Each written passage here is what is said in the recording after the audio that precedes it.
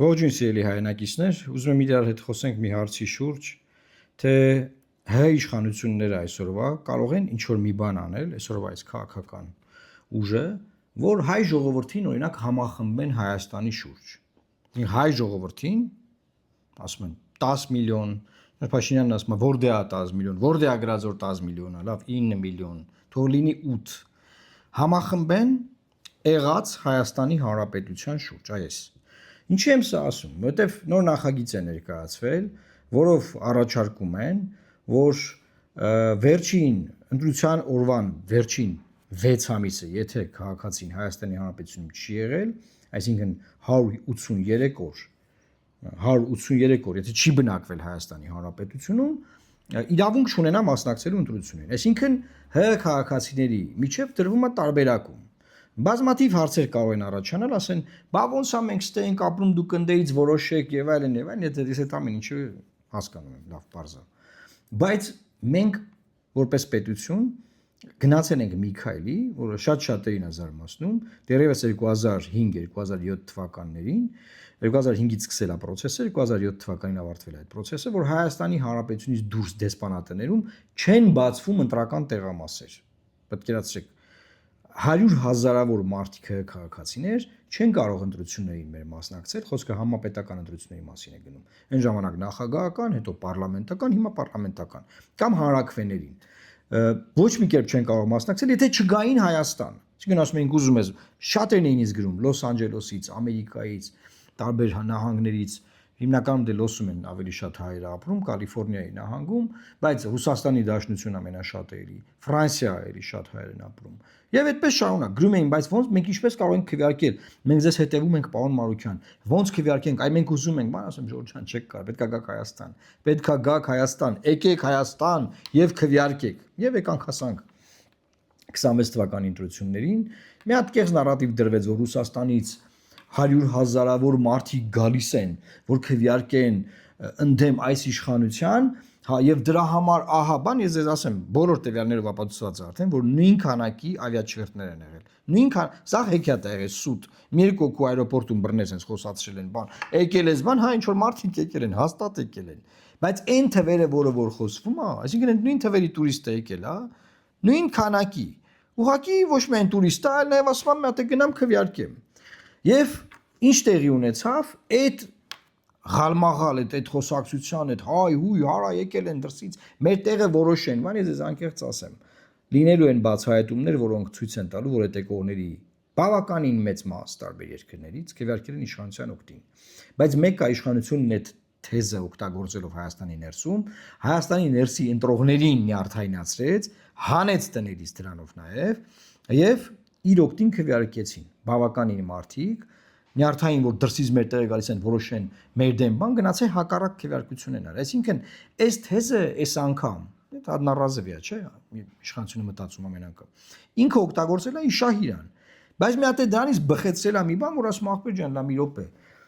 Կապ չունի, որ դու ՀՀ քաղաքացի ես, եթե դու դրսում ես ապրում, եւ վերջի 6 ամիսը չես եկել Հայաստան, հա, ուրեմն չես բնակվել այդտեղ, ուրեմն իրավունք չունես քվեարկությանը մասնակցել։ Հիմա կարող եք նայել միջազգային փորձ, ուսումնասիրություններ կատարել, աշխարհում ինչպիսին է ընտրական իրավունքը կարելի է սահմանափակել կամ չի կարելի սահմանափակել։ Հայաստանում տեղի ունենում շատ པարզ մի բան, որ քաղաքական որոշում է, իրավական բնույթի որոշում չի սա։ Որ ասում ախպեր ջան, իմ հետ անհամաձայն մարդկանց ընտրական իրավունքը սահմանափակում եմ։ Հասկանում եք։ Այսինքն մի բանա, որ ասենք փաստաթղթերը սխալ լինի, չգիտեմ ինչ, ասում է, իմ հետով համաձայն չի,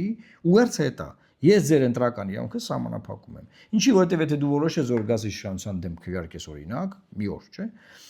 Ինչ պետք է, պետք է գաս 6 ամիս շուտ Հայաստանում ապրես, որ կարողանաս քվեարկել։ Բայց ընդհանուր քաղաքական համատեքստը սրա ի՞նչն է։ Ժորժ ջան, այնա որ մենք շարունակում ենք մեր ազգին պառակտող նախագծեր, օրենքներ ընդունել։ Մենք շարունակում ենք դա անել։ Ժամանակին ընդունվել է այդ նորմը, որ օրինակ միայն Հայաստանում բնակվող մարդիկ վերջին 4 տարում կարող են լինել падգամորի տեխնացու եւ հետեւաբար վարչապետի տեխնացու, ովքեր միայն ՀՀ քաղաքացի են, այդտեղ բնականաբար հիմքեր կան, ազգային անվտանգության շահեր, նկատառումներ եւ այլն, բայց հիմա էլ եկանք հանգեցինք մեր քաղաքացիների իրավունքները սահմանափակելու, զրկելու նրանց երկրի կառավարմանը մասնակցելու հնարավորություն, չնայած որ քաղաքացի են, չնայած որ նաև էլի բանակ գնալու պարտականությունը չի դրանից դուրս վերանում, այսինքն մարդուն պետքա տանել բանակ, բնականաբար անպայման սահմանադրությունն է ասում, այդտեղ չկա։ Վարժական հավաքների անպայման տանել, բայց եթե դու 6 ամիս չես ապրել Հայաստանի Հանրապետությունում ընտրությունների նախորդող շրջանում, մենք քեզ ասում ենք, որ դու չես կարող ընտրություններին մասնակցել։ Այսինքն անդադար շարունակաբար մենք մեր ազգի մեջ մտցնում ենք տարբերակումներ, այս երկրից ժողովրդական լեզվով ոնց բացել հուշ տանելու, հերու մնալու, այս երկրի դարդերով բացարձակապես չմտահոգվելու, այս երկրի կյանքով չապրելու, այս երկրում որևէ ձևի քեզ այս երկրի մի մասնիկը չտեսնելու համատեքստում։ Մենք Հայաստանի ներսում որ մարդկանց հարցնում եմ, ես արել եմ նման ուսումնասիրություն, մարդիկ ասում են լավ է, ճիշտ է, շատ արձագանքներ կան։ Հարցումներ կա տեղադրած, ասում են հա, բավոնց, այստեղ չեն ապրում, թող չքվեարկեն։ Ստեղ ապրող մարդու ռեակցիայի կոնտեքստում կարող է ես ընկալեմ դա, բայց պետական քաղաքական էլիտայի մտածողության կոնտեքստում ես համարում եմ սա խնդրահարույց։ Ուրիշ տարբերակներ է պետք մտածել, ոնց քաղաքական կյանքին նրանց մասնակից դարձնելու։ Բայց անդադար օրենքներ, նորմեր ընդունել, որով մենք սահմանափակելու ենք նրանց իրավունքները, որոնք մենք նրանց դուրս ենք դնելու այս միակ հայկական պետականության կյանքի մեջ որևէ ձևի ներգրաված լինելու, ես չգիտեմ ինչ ասեմ, չեմ ընկալում։ Այսինքն մարդը ստեղ բնական ունենա, գույքարակ վճարի, եթե ինչ-որ գործունեություն է ծավալում, տարբեր հարկեր վճարի, բան, բայց որ քանի որ վերջի 6 ամիսը ստեղ չի ապրեք, մենք գտնում ենք, որ իր շահերի կենտրոնը Հայաստանը չի։ Մենք ինչքան մարդ գիտենք, որ օրինակ գնում է արտագնա աշխատանքի, հաստատ այդ 6 ամսյա ժամկետը անցնում է։ 6 ամսյա ժամկետը անցնում է։ Բազմաթիվ դեպքերում, որ մարդը գնում է բանի արտագնա աշխատանքի։ Իսկ արտագնա աշխատանքի ինչի է գնում։ Լավ կյանքից է գնաց, է արտագնա աշխատանքի։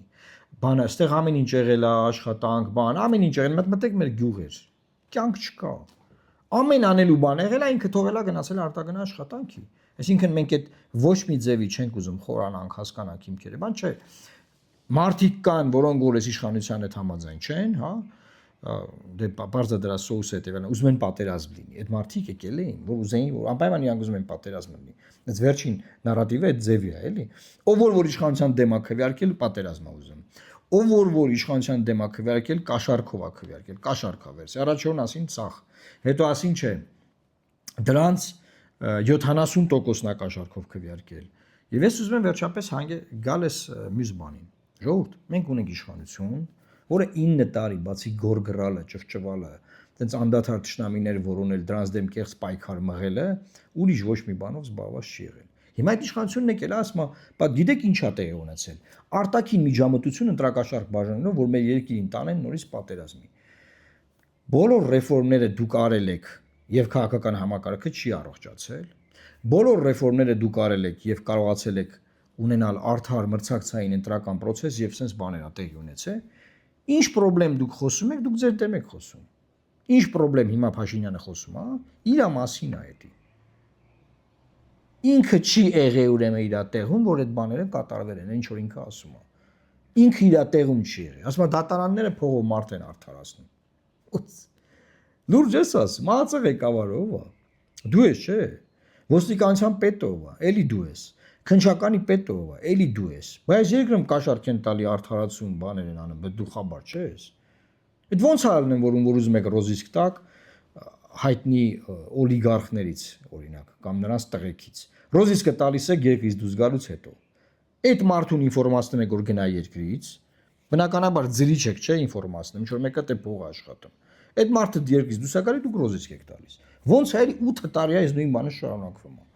Ախր ոնց կարանք այսքան հազարավոր մարդկանց դնենք սենց հիմարի տեղ։ Անդադար, ասենք դուք չեք հասկանում, սա սենց է։ Նոր օրակարգ, հեղափոխական, բան, ինչ որ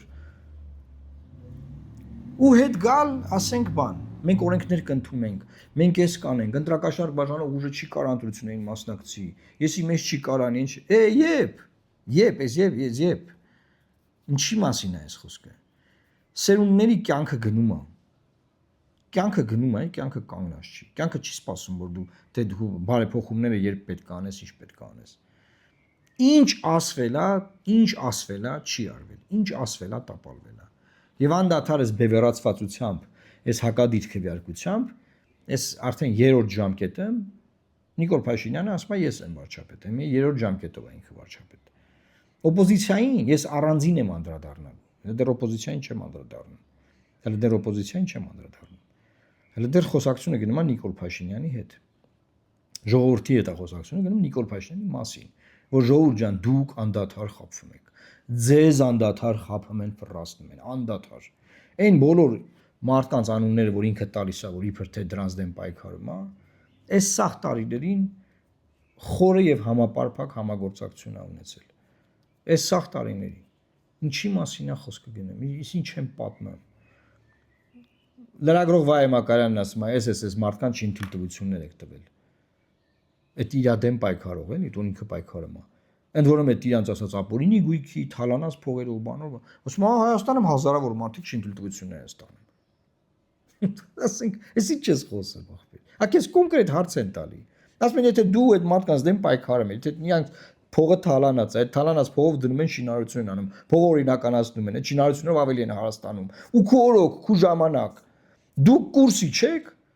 ասում ես բացառում եմ, որ մեր թիմից մեկը կաշառք լինի վեկալած։ Որ բացառում ես ձեր թիմից մեկը կաշառք լինի վեկալած։ Ոնց են ձեր թիմակիցները անդադար հարստանում։ Մենակ ապարքեավճարով կարա այդքան հարստանալ։ Բնականաբար չէ։ Ինչն ես դու բացառում։ Կամ ոնց կարաս դու ինչ որ բան բացառես։ Ինչ ես խոսում։ Ես բացառում եմ, որ իմ թիմակիցներից մեկը ընտրակաշառք վեկալացել։ Պետական փողերը փոխանցիկ հիմնադրամին, հիմնադրամը գմփցրին, փողը չկա, $30 միլիոն չկա։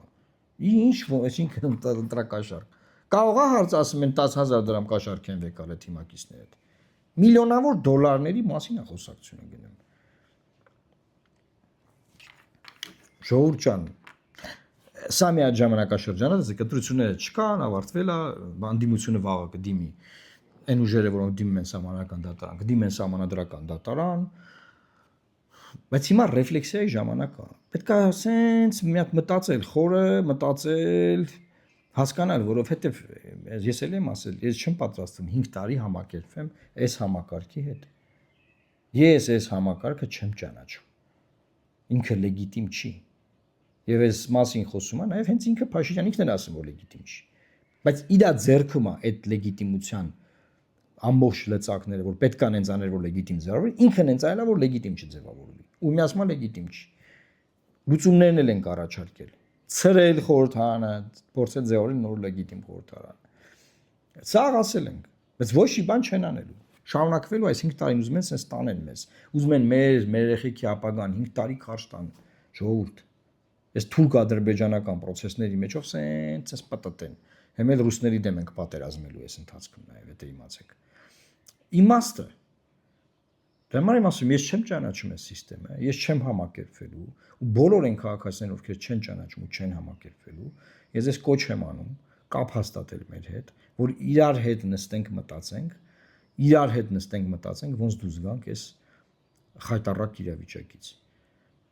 Որ ոչ թե անդադար նախագծեր բերվեն, որ հայ ժողովրդին պարակտեն, հայ ժողովրդին տարանջատեն, Լոսում ապրողին, Մոսկվայում ապրողին, Փարիզում ապրողին, Բերլինում ապրողին մարդկանց տարբեր ձևերով այս երկրից վանեն, հուշ տանեն, այս երկիրը դառնա 2 միլիոն մարդու երկիր միայն, պլյուս դրան նաև ադրբեջանցիք են բնականաբար հավակնում այս երկրի վրա, այլ չէ, հետ process, այսինքն process, որը պատտում է հետ էս ամեն ինչը, բայց երկիրը դառնում է 10 միլիոն հայ մարդու երկիր, 10 միլիոն հայ մարդու երկիր, որը չի թողալու, որ այս երկիրը հանկարծ թուրք-ադրբեջանական փայ դառնա։ Էսա խոսակցությունը սրա մասին է։ Մնացած սա սուտ բաներ է, ստից խոսակցություններ է։ Անկապ բաներ են խոսում։ Պետք է մտածենք, իրար հետ այսպես մտածենք, նստենք խոսանք։ Որ առաջին հայացքից բերեմ են մի հատ թեզ, որ նայում ես, որ հա էլի մի քիչ տրամաբանություն կա, թեզի մեջ խորանում ես, դե մարդը ստեղ չի ապրում, խի պետք է գա ձեր ճակատագիրը, որ չի մտածում ես։ Հետո ինչքան ես խորանում, քաղաքական կոնտեքստն ես նայում, մեր ազգի անցած պատմությունը, մենք լավ օրից ենք, որ ծրված ենք սա աշխարհով։ Ցեղասպանություն, պատերազմներ, էթնիկ զտում, սոցիալ-տնտեսական ճգնաժամ, սով երկրում։ Ես առաջի դասարանի երկրաշարժ եմ տեսել, երկրաշարժ եղավ, քանդվեց դպրոցը մեր գլխին։ Այդ լավ օրերից են այդ մարդիկ դուս եկե գնացել։ Այս այսինքն այդ բոլոր կոնտեքստները պետք է հաշվի առնվեն։ ցանկացած օրենսդրական նախաձեռնություն ընդունելիս։ Մի քիչ կարող է խառը ստացեց մի շարք թեմաներ շոշափեցի, կփորձենք նաև առանձին կտորներով էս նյութը տարածել։ Ես խնդրում եմ տարածեք, բազմապատկեք եւ իմացեք, որ այս ինչ որ հիմա արվում է, այս ամեն ինչի հետ մենք հաշտ չենք եւ այս ամեն ինչի դեմ մենք պայքարելու ենք։ Չի նշանակում անկախ նրանից թե որքան ընտրող է գնացել ընտրական տեղամաս եւ քվեարկել մեր օգտին։ Իդեպ 207 ձայն, որ գողացվել էր մեզանից, 2 լայվ եթեր եմ արել, 207 ձայնը բերելա դրվելա տեղը։ Բերելա դրվելա տեղը։ Մեր ձայները վերականգնվել են։ Այսինքն մենք մեր ունեցած խախտումները բարձրաձայնել ենք, հետևից գնացել ենք, մեզ տված ամեն քվե բերել ենք, դրել ենք իր տեղը։ Մնացած իմաստով տեսնենք մնացած ուժերը ՍԴ եւ վարչական դատարան ուր ասես դիմում են, տեսնենք ինչա լինում։ Ես ընդհանուր չեմ վստահում այդ մարմիններին, հավատ չկա, որևէ ձևի, ես կարծում եմ անիմաստ process է, բայց հարգանքով են վերաբերվում ընդդիմադիր ուժերը, որ դիմում են, տեսնենք, կհետևենք։ Լավ մնացեք, տարածեք անպայման, Աստված պահապան Հայաստանի Հանրապետությանը։